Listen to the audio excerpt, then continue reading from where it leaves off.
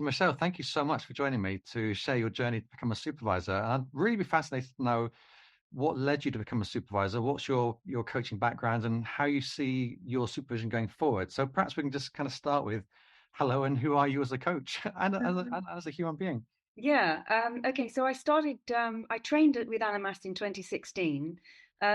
Really, I've been a people manager in various ways throughout my whole career without ever having sort of trained in anything. It's just been sort of an osmosis kind of thing. I've just absorb and learn as I go along.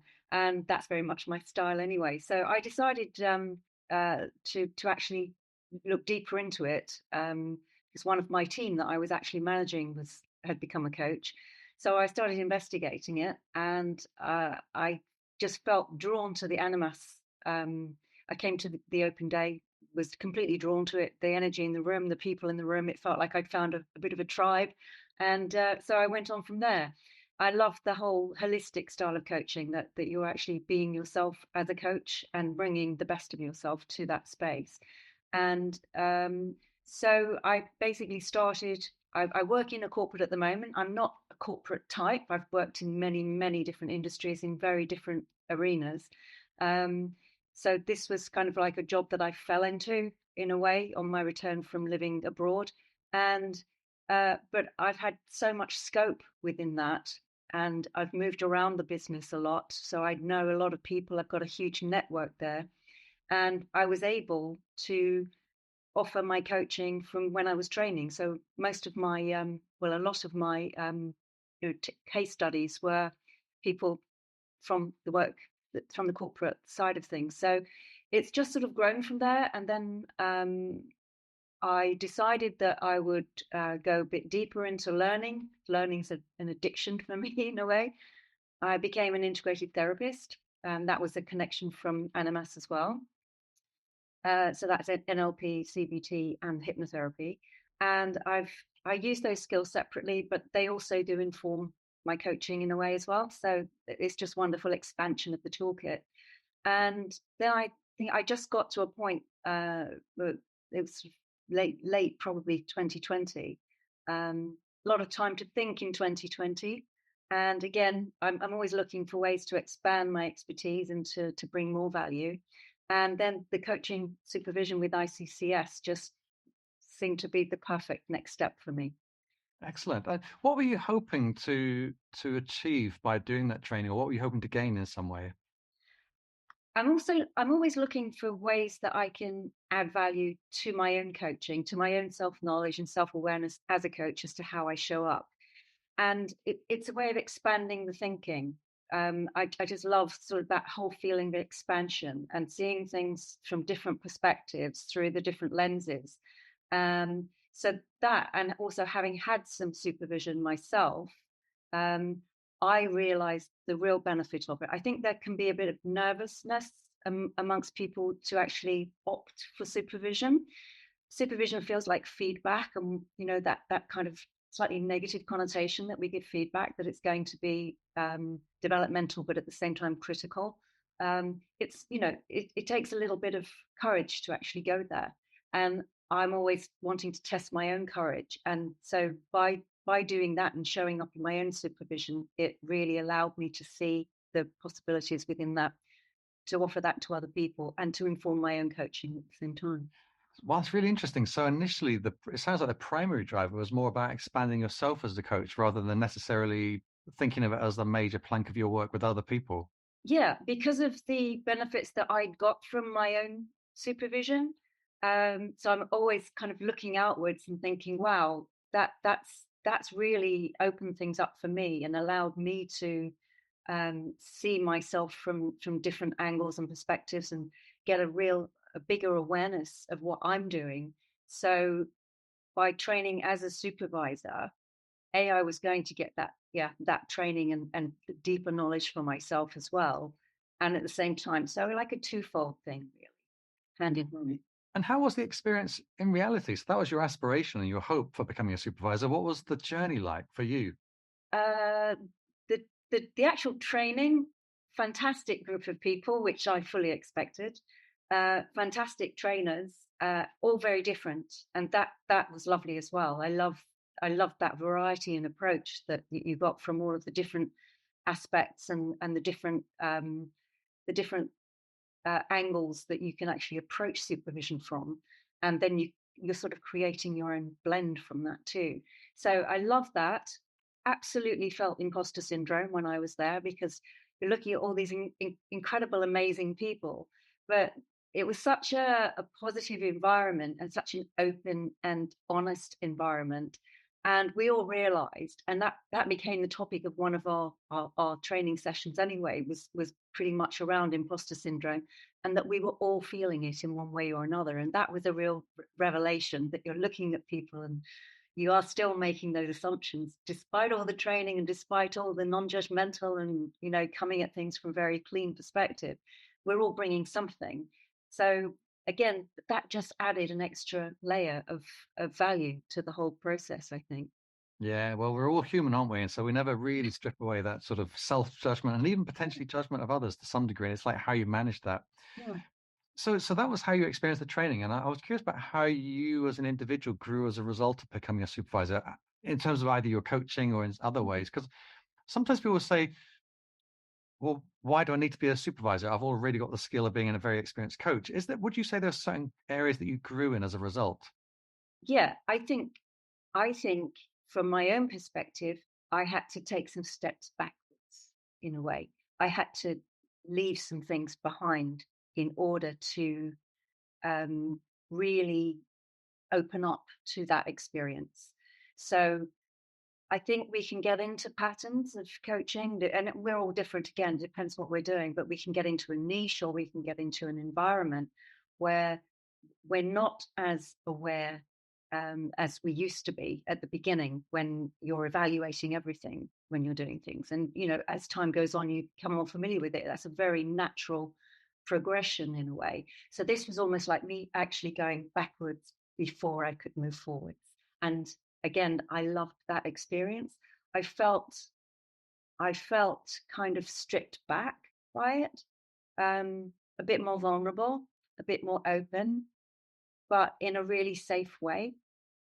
And so, yeah, from that perspective, I think it was like, okay, I'm kind of a little bit back to the drawing board on some of this. But I think that was a really healthy thing to do. Yeah. Yeah, it's very interesting, isn't it? How we can get into this kind of comfort zone of practice, not only because it works, but because it feels secure and safe. And, I don't know if you remember, we talked about the quadrant of safe certainty, unsafe Yeah. certainty, Yeah. safe uncertainty, and unsafe uncertainty. And it's funny Yeah. how we can get into this place of safe certainty with our practice. And I wonder, to some degree, that's really what supervision is all about for anyone, isn't it? Ultimately, it's like, how do I Yeah. break out of the shackles I constrain myself by? Yeah. And that for me is the fundamental value of supervision. It's that it's that safe and supportive challenge, um, that isn't necessarily coming from the other person, but they're opening you up to challenging yourself Yeah. and actually really being honest with yourself. Um, and yeah, so I still, in my role now, I offer supervision to the other coaches in the faculty. There's still some resistance to it because Mm. those barriers are definitely still there, but it's improving as we're going along, and the faculty is growing, so it's becoming more an accepted part of that. But I think that uncertainty and people coming from different environments, um, different forms of training as well, because there's a real mixture, which again I think is wonderful, because we've got so much to share. So we do group coaching sessions, group supervision sessions as well. So there's a lot of sharing of that goes on as well, and challenging each other as to um, their own experience of training, even as a coach, and what they're Yeah. bringing to it, and so much learning, so much learning is available, but you just got to be in that really open and held Very space. much so. Yeah. Yeah, yeah. Well, it's funny you said about doing supervising in your organization, but I was going to ask you whether you now do supervise other people, because clearly originally it was about mainly yourself and your own growth. But it sounds like you've now, if you like, professionalized your practice for other people. So what are you doing as a supervisor now then? So I'm supervising the coaches in the faculty. We've created an internal coaching faculty, I mean, it's a large organization, so there was always a lot of coaching going on, but it was never really sort of um, not managed as such, but it was happening under the radar and in various different places. So they wanted to get an understanding of what was happening, and we've created this internal coaching faculty, which is available to people for various reasons. And within that faculty, I am the only supervisor, the only qualified supervisor. There is an external supervisor as well, so that I've got someone to go to as well with my supervision and coaching supervision. So yeah, I'm doing a group coaching session it's about every 2 months, and as many of the internal coaches as possible will come to that, and so we'll do a group session, and then I'm just available to them for individual supervision as well. Oh, how many people in the faculty? We've grown. When we first started, which was only sort of at the beginning of last year or mid last year, we had 6, and now we've got 12. Okay, that's a nice number, isn't it? It's nice enough to get a lot of variety, but not so much that it becomes overwhelming for you as Yeah. one supervisor. Yeah, exactly. And that's why, again, I asked for external supervision as part of my remit, and they've allowed me that. And also, obviously, then as we expand until we actually train our own internal supervisor, another one perhaps, then we've got somebody else to go to as well. Yeah. And are you finding, Michelle, that there's a particular dynamic that you need to manage as a result of being an internal supervisor? Are there certain themes that come up regularly? And perhaps you can't say too much about them because of confidentiality. I'm kind of curious. So it's what's surfaced at the moment is more about how differently different coaches would approach a certain challenge. So yeah, the challenges, I mean, it is corporate, but again, we're dealing with individuals, and different things do arise. So uh, a lot of it can start about performance and it moves into other areas, as with everything else. But I think it's what a lot of the learning is that in a group session, they seem to be really learning from each other, Hmm. which is wonderful. And I'm more just sort of facilitating it and prompting, and also introducing a few of the supervision models for them to actually take away and think about. Hmm. And on a one-to-one, it just tends to be more of, okay, am I doing this right? Hmm. There's a lot of reassurance wanted, Yeah. I'm finding. So um, I think it's again, some of them have been coaches quite some time and actually haven't been used to supervision. So to have the offer of supervision there is a bit of a new experience for me. Oh, that's interesting. It sounds like perhaps there's a journey where, first of all, they tackle the kind of the surface level stuff that feels quite fearful, and then eventually, perhaps they get to the deeper level stuff later once they get used to what supervision can really offer. I think so, yeah. And then they come with questions the next time for me. So that's great. Questions on the whole, you know, theory of supervision. Yeah, yeah, very interesting. Some of them will have done their research on it and found things and want to explore those. So, it's not necessarily always specifically about a coaching dilemma or Mm, concern. It's about how they're showing up and what they can nice. learn and how they can expand as So it becomes a collaborative conversation about the very nature of supervision that they're going through. Wow, fascinating. Well, last question for me, Michelle, is just really when you look ahead to the future, what do you see for yourself as a supervisor? What do you have particular plans? I can honestly say I don't have particular plans. I'm really enjoying where it is at the moment, and I'm loving seeing the demand grow. A, for coaching, and B, exponentially for supervision in that environment. And I'm loving the fact that the feedback and the responses that the faculty is getting all together is just so positive. The demand is really really growing. People are really understanding coaching as more than I've got a problem. It's about how can I actually grow as an individual? How can I add value? How can I really love what I'm doing even more?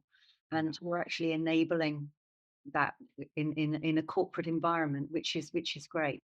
And it also provides other people with the skills to actually then deliver out to their teams and things like that. Um, so from that point of view, I'm really happy with growing it where it is at the moment. I'm always open for the next challenge and the next learning opportunity. So um, at the moment, I'm just really just loving seeing things come to fruition and enjoying that. Yeah, great. Well, thank you so much for sharing your journey with us today, Michelle. It's been a real pleasure to hear it. It's been a pleasure for me too, Nick. Thanks very much. Thanks, Michelle. Bye.